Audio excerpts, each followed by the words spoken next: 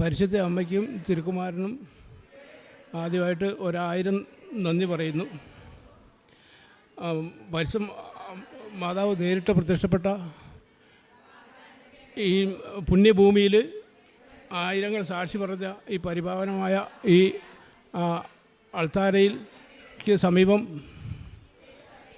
ഇന്ന് സാക്ഷി പറയുവാൻ എന്നെ അനുവദിച്ച തിരുക്കുമാരനും പരിശുദ്ധ അമ്മയ്ക്കും ആദ്യമായിട്ട് 1000 നന്ദി പറഞ്ഞുകൊള്ളുന്നു. എൻ്റെ പേര് അഗസ്റ്റിൻ KJ എന്നാണ്. ഞാൻ കളവശ്ശേരി സെൻറ്റ് ജോസഫ് ചർച്ച് ഇടവകാംഗമാണ്. ഞാൻ തീർത്തും യാദൃശ്ചികമായിട്ടാണ് ഇവിടെ വന്ന് ഉടമ്പടി എടുക്കാൻ ഇടയായത്. അതിന് കാരണമായത് എൻ്റെ അനിയത്തിയുടെ മകനാണ്. അവൻ പഠന ആവശ്യത്തിന് വേണ്ടിയിട്ട് കളവശ്ശേരി ഞാൻ താമസിക്കുന്ന വാടക വീട്ടിൽ എൻ്റെ കൂടെ താമസിച്ച് ഒരു 3 മാസത്തെ കോഴ്സ് ഉണ്ടായിരുന്നു. അതിന് പഠിക്കാൻ വേണ്ടി പോകുന്നുണ്ടായിരുന്നു. അങ്ങനെ ഒരു ദിവസം വൈകുന്നേരം അവന് എന്നോട് പറഞ്ഞു, പേരപ്പ നാളെ ഞാൻ കൃപാസനത്തിൽ പോയിരുന്നുണ്ട്, പേരപ്പൻ വരുന്നു എന്ന് ചോദിച്ചു. അപ്പോൾ ശരിക്കും പറഞ്ഞാൽ അതുവരെ കൃപാസനത്തെക്കുറിച്ച് കാര്യമായ ഒരു വിവരമൊന്നും എനിക്കില്ലായിരുന്നു. അപ്പോൾ മകൻ കൃപാസനത്തെക്കുറിച്ചുള്ള ഒരു ചെറിയ വിവരണം എനിക്ക് തന്നു.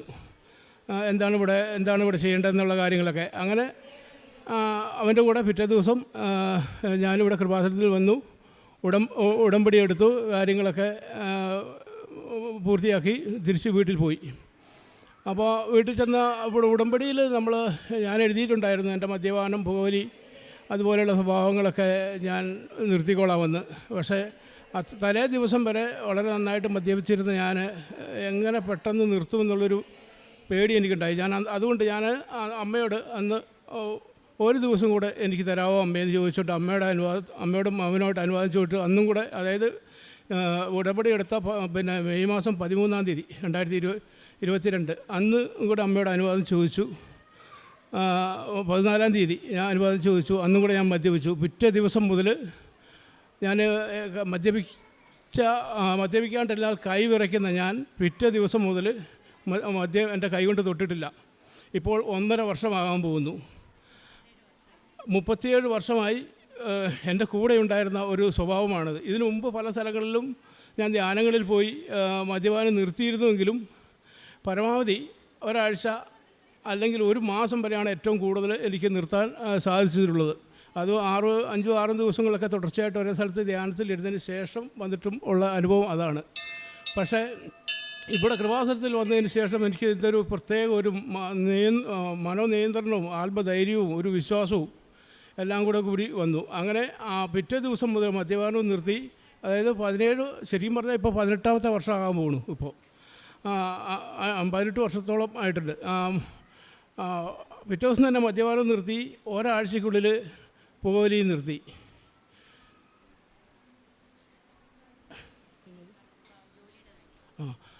പിന്നെ എനിക്ക് പറയാനുള്ളത്, പരിശുദ്ധ അമ്മ നേരിട്ട് എൻ്റെ കാര്യത്തിൽ ഇടപെട്ട ഒരു കാര്യമാണ്.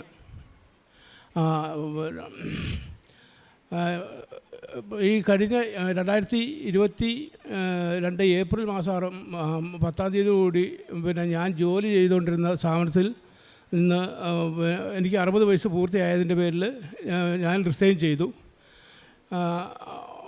എന്നിട്ടും എന്നോടുള്ള പ്രത്യേക താല്പര്യത്തിൻ്റെ പേരിൽ കമ്പനി മാനേജർ എന്നെ തുടരാൻ അനുവദിച്ചു. ഏത് നിമിഷവും പിരിച്ചു പോകേണ്ടി വരും എന്നുള്ള ഒരു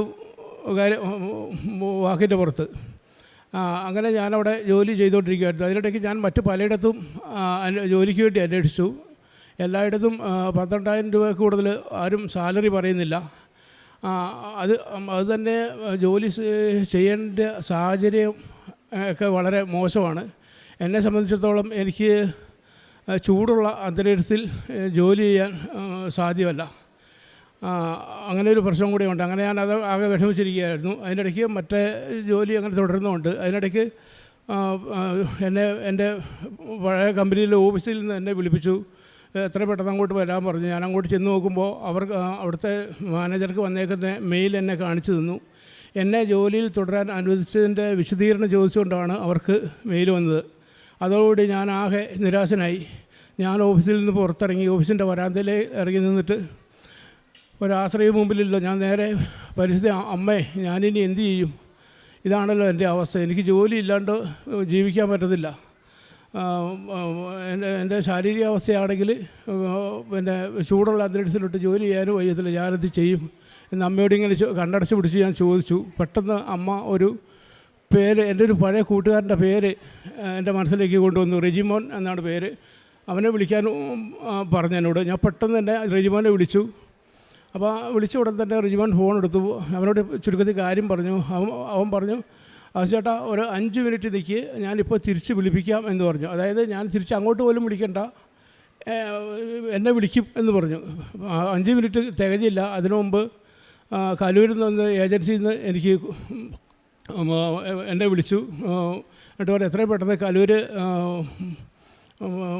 പിന്നെ നമ്മുടെ പള്ളിയുടെ അടുത്തേക്ക് വരാൻ പറഞ്ഞുകൊണ്ട് വിളിച്ചു. ഞാൻ ചെന്നു. അപ്പോൾ തന്നെ സ്കൂട്ടർ ഉണ്ടായിരുന്നു, എടുത്ത് അരമണിക്കൂർ കൊണ്ട് അവിടെ എത്തിക്കഴിഞ്ഞ പാടെ അവർ പേപ്പേഴ്സ് എല്ലാം എൻ്റെ ഡീറ്റെയിൽസ് എല്ലാം എഴുതി വാങ്ങി. ഉടൻ തന്നെ സ്റ്റേഡിയത്തിൻ്റെ പുറകിൽ ഒരു കമ്പനി ഉണ്ട്, ട്രാണ എന്ന് പറയും. ആ കമ്പനിയിലോട്ട് വേഗം ചെല്ലാൻ പറഞ്ഞു. ഞാൻ ഉടനെ തന്നെ അങ്ങോട്ട് പോയി. അവിടെ ചെന്ന് കഴിയുമ്പോൾ റിസപ്ഷനിസ്റ്റ് മാത്രമേ ഉണ്ടായിരുന്നുള്ളൂ. അപ്പോൾ അവരോട് എൻ്റെ ഡീറ്റെയിൽസ് എല്ലാം അവർ മറ്റേ ഏജൻസിക്കാർ നേരത്തെ കൊടുത്തിട്ടുണ്ടായിരുന്നു. എന്നിട്ട് അവർ കാര്യങ്ങൾ ചോദിച്ചു. പിന്നെ 15,000 രൂപ സാലറി പറഞ്ഞു. ഞാൻ പറഞ്ഞു എന്നോട് 18,000 രൂപയാണല്ലോ സാലറി പറഞ്ഞിരുന്നത് എന്ന് പറഞ്ഞു. അപ്പോൾ അവർ പറഞ്ഞു അവിടെ എല്ലാവർക്കും 15 രൂപയാണ് നിലവിലുള്ളവർക്ക് സാലറി കൊടുക്കുന്നതെന്ന് പറഞ്ഞു. അപ്പോൾ എന്ന് പറഞ്ഞെങ്കിലും അവരുടനെ തന്നെ ഫോൺ എടുത്ത് പിന്നെ എൻ്റെ മേലാധികാരികളോട് സംസാരിച്ചു. എന്നെ കാണാണ്ട് പോലും 17,000 രൂപ സാലറി പറഞ്ഞത് എന്നോട് അന്ന് തന്നെ ജോലിക്ക് കയറാൻ വേണ്ടി പറഞ്ഞു.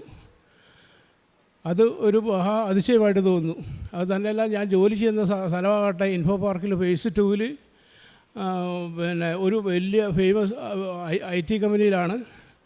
അതും അവിടെ റിസപ്ഷനിസ്റ്റ് ആയിട്ടാണ് എനിക്ക് ജോലി. അതായത് വെയിലും മഞ്ഞും ഒന്നും കൊള്ളണ്ട, AC-യിലിരുന്നാൽ മാത്രം മതി. AC-യിലിരുന്നാൽ മാത്രം മതി. വെറും 12,000 രൂപ മാത്രം സാലറി പറഞ്ഞിരുന്ന എന്നെ 17,000 രൂപയ്ക്ക്, അതും എൻ്റെ ശാരീരിക അവസ്ഥയ്ക്ക് അനുയോജ്യമായ സ്ഥലത്ത് എന്നെ അവിടെ കൊണ്ടെത്തിച്ചത് എൻ്റെ പരിശുദ്ധ അമ്മയ്ക്കും തിരുക്കുമാരനും 1000 നന്ദി. അവിടെ ഞാൻ ചെന്ന് ജോലിക്ക് ചേർന്ന സാഹചര്യത്തിൽ അവിടുത്തെ അഡ്മിൻ ടീമിന് എന്നെ അത്ര തൃപ്തിയായില്ല. കാരണം പ്രായം തന്നെ പ്രശ്നം. 60 വയസ്സ് കഴിച്ചുകൊണ്ട് പിന്നെ ജതനെല്ലാം റിസപ്ഷനിസ്റ്റായിട്ടാണല്ലോ ജോലി ചെയ്യണ്ടേ. അവർക്കത്ര തൃപ്തി ഇല്ലായിരുന്നു. തന്നെയല്ല ഡ്യൂട്ടി നൈറ്റ് ആയിരുന്നു. കാരണം ഞാൻ പുതിയതായിട്ട് ചെന്നുകൊണ്ട് പിന്നെ പ്രായത്തിൻ്റെയും പേരിൽ എന്നെ നൈറ്റ് ഷിഫ്റ്റ് തന്നെ ഇട്ടു. അങ്ങനെ 2 ആഴ്ച കഴിഞ്ഞ് പോയി. അപ്പോൾ 2 ആഴ്ച കഴിഞ്ഞ് പോയപ്പോൾ ഞാനിങ്ങനെ ആലോചിച്ചു, എനിക്ക് പള്ളിയിൽ പോകാൻ കഴിയുന്നില്ല. ഞാനെന്നിട്ട് അതൊരു മനസ്സിലൊരു വലിയ നോവായിരുന്നു. ഞാൻ അമ്മയോട് പറഞ്ഞു, അമ്മേ കുടുംബ പ്രാർത്ഥനയെല്ലാം കഴിഞ്ഞിരുന്നു പച്ചത്തിരി എത്തിച്ച് പ്രാർത്ഥനയും കഴിഞ്ഞതിന് ശേഷം ഞാൻ അമ്മയോട് പറഞ്ഞു, അമ്മേ എനിക്ക് പള്ളി വരാൻ കഴിയുന്നില്ലല്ലോ അമ്മേ. കാരണം മറ്റേ ആഴ്ചയിൽ 2-3 ദിവസമെങ്കിലും ഞാൻ കുറഞ്ഞത് പള്ളി വന്നുകൊണ്ടിരുന്നതാണല്ലോ. ഇപ്പോൾ എനിക്ക് ഒറ്റ ദിവസം പോലും പള്ളി വരാൻ കഴിയുന്നില്ലല്ലോ അമ്മേ. അതിനൊരു പരിഹാരം ഉണ്ടാക്കി തരണേ അമ്മയെന്ന് പറഞ്ഞു. ഈ പറഞ്ഞതിൻ്റെ പിറ്റേ ദിവസം 2ാമത്തെ ദിവസം എന്നെ പ്രത്യക്ഷത്തിൽ എന്നോട് ചെറിയ നീരസം കാണിച്ചിരുന്ന അതേ അഡ്മിൻ തന്നെ നേരിട്ട് എന്നോട് വന്ന് പറയുകയാണ്, ചേട്ടാ ഇന്ന് മുതൽ ചേട്ടൻ ഡേ ഡ്യൂട്ടി എടുത്തോളൂ, മറ്റേ പഴയ അയാൾ നൈറ്റ് ഡ്യൂട്ടി എടുക്കട്ടെ. ചേട്ടൻ വർക്കിംഗ് ഡേയ്സിലല്ല, അതായത് കമ്പനി വർക്കിംഗ് ഡേയ്സിൽ തിങ്കൾ മുതൽ വെള്ളിയാഴ്ച വരെ എന്നോട് തന്നെ ഡേ ഷിഫ്റ്റ് നിൽക്കാൻ പറയുന്നു.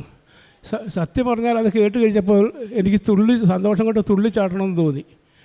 അന്ന് മുതൽ പിറ്റേ ദിവസം മുതൽ ഞാൻ പള്ളിയിൽ പോകാൻ തുടങ്ങി. അങ്ങനെ ആഴ്ചയിൽ 6 ദിവസം എനിക്ക് ഉറപ്പായിട്ടും പള്ളിയിൽ പോയി വിശുദ്ധ കുർബാനയിൽ പങ്കെടുത്ത് കുർബാന സ്വീകരിക്കാനും വിശുദ്ധ കുർബാനയിൽ പങ്കെടുക്കാനും എൻ്റെ മാതാവ് എനിക്ക് അവസരം ഒരുക്കി തന്നു.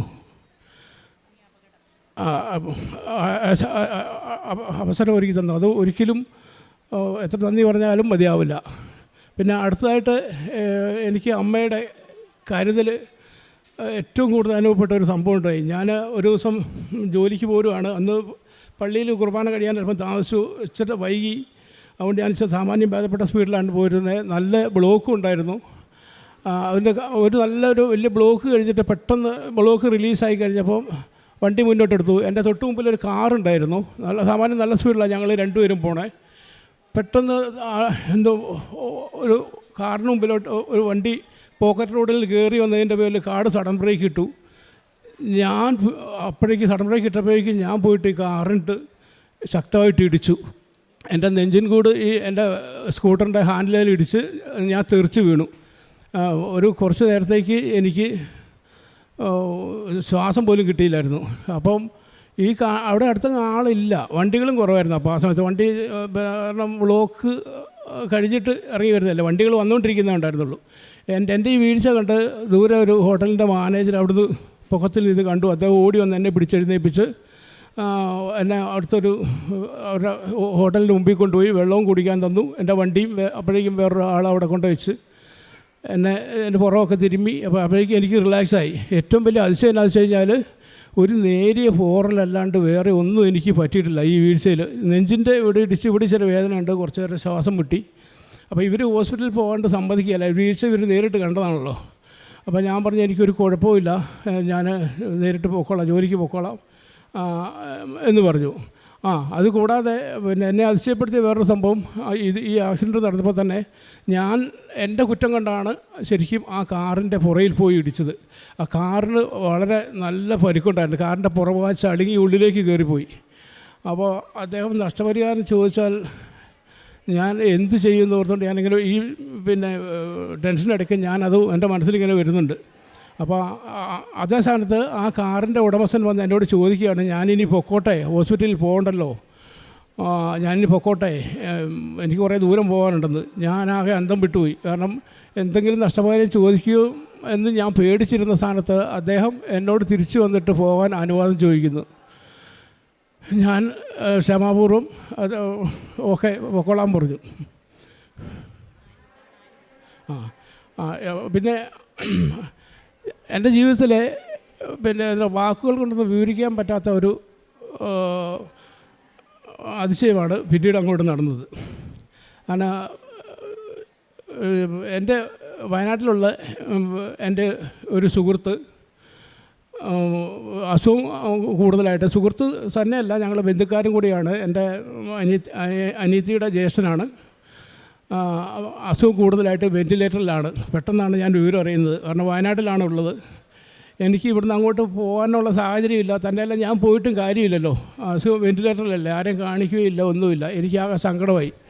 ഞാൻ മാതാവിൻ്റെ അടുത്ത് മുട്ടുകുത്തി കണ്ണീരോടെ പ്രാർത്ഥിച്ചു, എൻ്റെ അമ്മേ, പരിശുദ്ധ അമ്മേ, അവനെ വെൻറ്റിലേറ്ററിൽ നിന്ന് ഇറക്കണമേ.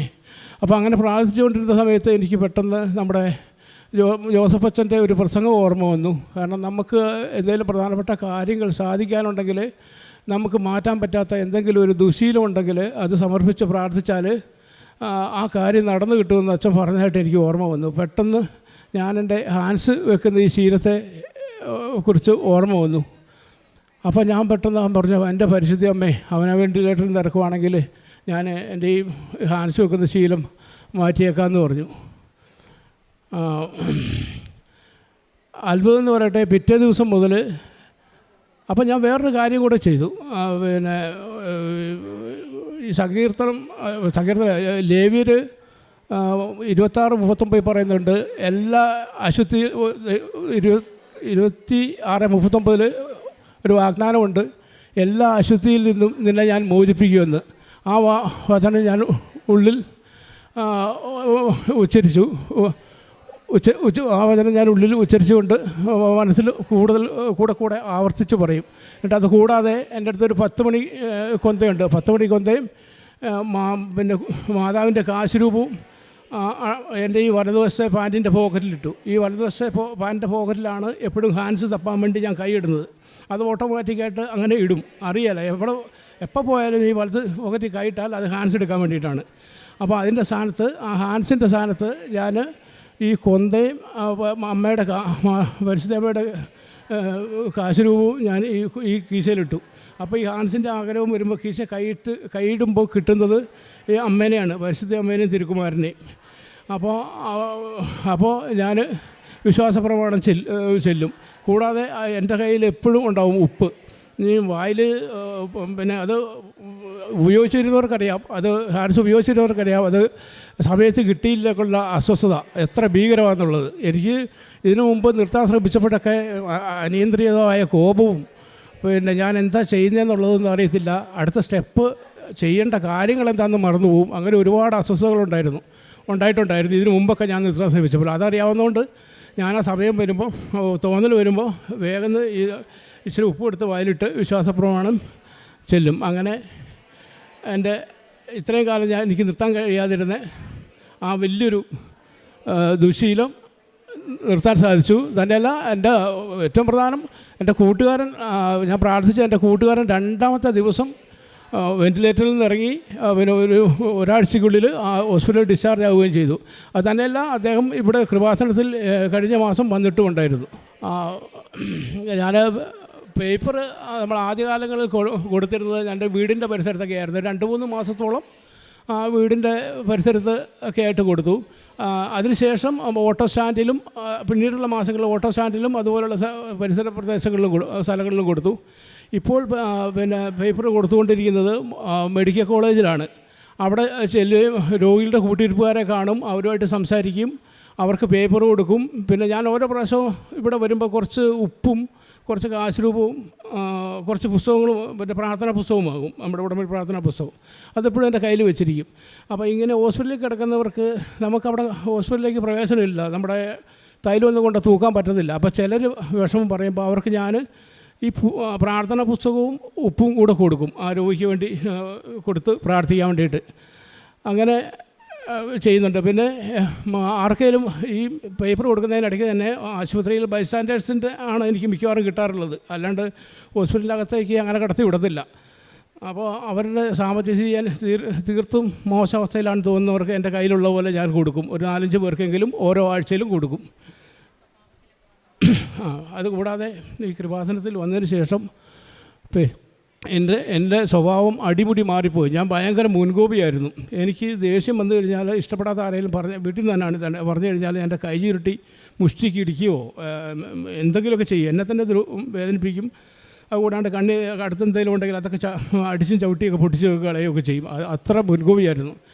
ഈ കൃപാസനത്തിൽ വന്നതിന് ശേഷം അങ്ങനെ ഒരു മുൻകോപം എനിക്കില്ല. പെട്ടെന്ന് ദേഷ്യം വന്നാൽ തന്നെ അപ്പോഴും പെട്ടെന്ന് അമ്മയുടെ മുഖം എൻ്റെ ഓർമ്മയിൽ വരും. അത് പെട്ടെന്ന് അങ്ങ് മറക്കും. ദേഷ്യമേ ഇല്ല ഇപ്പം. ശരിക്കും വീട്ടുകാർക്ക് എല്ലാവർക്കും അതിശയമാണ് എനിക്ക് എങ്ങനെ ഇത്ര വലിയൊരു മാറ്റം വന്നെന്നുള്ളത്. അവരെന്തെങ്കിലും പറഞ്ഞാൽ തന്നെ ഞാനത് ക്ഷമിച്ച്, ഇപ്പം എനിക്കിഷ്ടപ്പെടാത്ത എന്തെങ്കിലും കേട്ടാൽ തന്നെ ഞാൻ ക്ഷമിച്ച് ഇപ്പോൾ മാറാനുള്ളൊരു കരുണ ദൈവം എനിക്ക് തന്നു. വിളിക്കും മുൻപേ ഞാൻ അവർക്ക് ഉത്തരമരുളും, പ്രാർത്ഥിച്ച് തീരും മുൻപേ ഞാനത് കേൾക്കും. യെശയ്യാ പ്രവാചകൻ്റെ പുസ്തകം 65-ാം അധ്യായം 24-ാം തിരുവചനമാണ്. ഉടമ്പടിയെടുത്ത മക്കളുടെ ജീവിതത്തിലേക്ക് ദൈവം തൻ്റെ കൃപകൾ വർഷിക്കുന്ന വഴികൾ, അത് ഓരോ അനുഭവ സാക്ഷ്യങ്ങൾ നമ്മോട് പറയുമ്പോൾ ഓരോരോ പുതിയ അനുഭവങ്ങളായിട്ടാണ് അത് ഓരോ മക്കളും പങ്കുവയ്ക്കുക. 37 വർഷമായിട്ട് തനിക്കുണ്ടായിരുന്ന സ്ഥിരമായ മദ്യപാനം, പുകവലി, ഹാൻസിൻ്റെ ഉപയോഗം, ഇതൊക്കെ തന്നിൽ നിന്ന് ഒരിക്കലും മാറ്റുവാൻ സാധ്യമാകുമോ? അങ്ങനെയുള്ള ഒരു അവസ്ഥയിലായിരുന്ന ഈ മകൻ പിന്നീട് എങ്ങനെയാണ് ഉടമ്പടി എടുത്തതിന് ശേഷം അതൊക്കെ മാറ്റുന്നത്? അതായത് എൻ്റെ സ്വഭാവത്തിൽ തന്നെ അടിമുടി വ്യത്യാസം വന്നു. ഈ മകൻ തന്നെ പറഞ്ഞതാണത്. അങ്ങനെ തനിക്ക് ഹാൻസ് നിക്ഷേപിച്ചിരുന്ന പോക്കറ്റിൽ പരിശുദ്ധ അമ്മയുടെ കാശുരൂപവും ജപമാലയും ഇടും. ഹാൻസ് എടുക്കണമെന്ന് തോന്നുന്ന സമയത്ത് ഇതാണ് കയ്യിൽ കിട്ടുക. പിന്നീട് ഒരു നുള്ളുപ്പും വെഞ്ചരിച്ച ഉപ്പും തൻ്റെ വായിലിടും. തനിക്കത് പരിപൂർണമായിട്ടും അതിൽ നിന്നൊക്കെ മോചനം ലഭിച്ചു. തൻ്റെ സ്വഭാവത്തിന് ആകെ മാറ്റം വന്നു. അങ്ങനെ 60 വയസ്സിന് ശേഷം ജോലിയിൽ നിന്ന് പിരിച്ചുവിടപ്പെടുമ്പോൾ ഇനിയൊരു ജോലി, അത് തൻ്റെ ആരോഗ്യത്തിന് എല്ലാ സാഹചര്യങ്ങളിലും നിന്ന് ജോലി എടുക്കാൻ പറ്റില്ല. അപ്പോൾ തൻ്റെ ആരോഗ്യത്തിന് അനുകൂലമായ ഒരു ജോലി, അതുപോലെ പരിശുദ്ധ കുർബാന മുടക്കാതെ എനിക്ക് ജോലിക്ക് പോകാൻ സാധിക്കണം. അങ്ങനെ ഓരോരോ കാര്യങ്ങളും ഇവിടെ പറഞ്ഞത്, അതൊക്കെ എത്ര നല്ല രീതിയിലാണ് പിന്നീട് ഈശോ അതിൽ ഇടപെടുക. അങ്ങനെ തിരുവചനം പറയുന്നത് പോലെ വിളിക്കും മുൻപേ ഞാനവർക്ക് ഉത്തരമരുളും, പ്രാർത്ഥിച്ച് തീരും മുൻപേ അത് കേൾക്കും. അത് അന്വർത്ഥമാകുന്ന രീതിയിലാണ് ഈ മകൻ്റെ അനുഭവ സാക്ഷ്യങ്ങൾ നമ്മോട് പങ്കുവെക്കുമ്പോൾ നമുക്ക് മനസ്സിലാകുന്നത്. നാം ഒന്ന് വിളിച്ചാൽ മതി, അല്ലെങ്കിൽ നാം മനന്നൊന്ന് വിളിക്കുമ്പോൾ, നാം ആത്മാർത്ഥമായി വിളിക്കുമ്പോൾ നമ്മെ സഹായിക്കുവാൻ, നമ്മുടെ കാര്യത്തിൽ കരുതലുള്ള, നമ്മെ അനുഗ്രഹിക്കുവാൻ കരങ്ങൾ നീട്ടി നിൽക്കുന്ന ഒരു തമ്പുരാൻ്റെയും അമ്മയുടെ അടുത്തേക്കാണ് കൃപാസനത്തിലേക്ക് നാം വരിക. പിന്നീട് തൻ്റെ കുടുംബത്തിനാകെ തന്നിലൂടെ വന്ന മാറ്റങ്ങൾ, സ്വഭാവത്തിൽ മാറ്റം വന്നു, മുൻകോപമുണ്ടായിരുന്നു, അതെല്ലാം മാറുമ്പോൾ കുടുംബത്തിലാകെ ഒരു സമാധാനവും ശാന്തതയും കൈവരുന്നു. തനിക്ക് തന്നെ പുതിയ വ്യക്തിയാകാൻ സാധിച്ചു എന്നുള്ളതൊക്കെയാണ് അനുഭവ സാക്ഷ്യത്തിലൂടെ നമ്മോട് പങ്കുവെച്ചത്. നമുക്ക് ഈ മകനും കുടുംബത്തിനും നൽകിയ എല്ലാ കൃപകൾക്കും കരങ്ങളടിച്ച് ഈശോയ്ക്കും അമ്മയ്ക്കും നന്ദി പറയാം, ദൈവത്തെ മഹത്വപ്പെടുത്താം. ഈശോയെ നന്ദി, ഈശോയെ സ്തുതി, ഈശോയെ ആരാധന. അത്യപൂർവ ദൈവാനുഭവങ്ങൾ ഇനി നിങ്ങൾക്കും സ്വന്തം. ഈ യൂട്യൂബ് ചാനൽ ഇതുവരെ സബ്സ്ക്രൈബ് ചെയ്തിട്ടില്ലെങ്കിൽ ഇപ്പോൾ തന്നെ സബ്സ്ക്രൈബ് ചെയ്യുക. ഈ വീഡിയോ ഇപ്പോൾ തന്നെ നിങ്ങളുടെ സുഹൃത്തുക്കൾക്ക് ഷെയർ ചെയ്തുകൊണ്ട് കർത്താവിൻ്റെ പ്രേക്ഷിതരാകുക.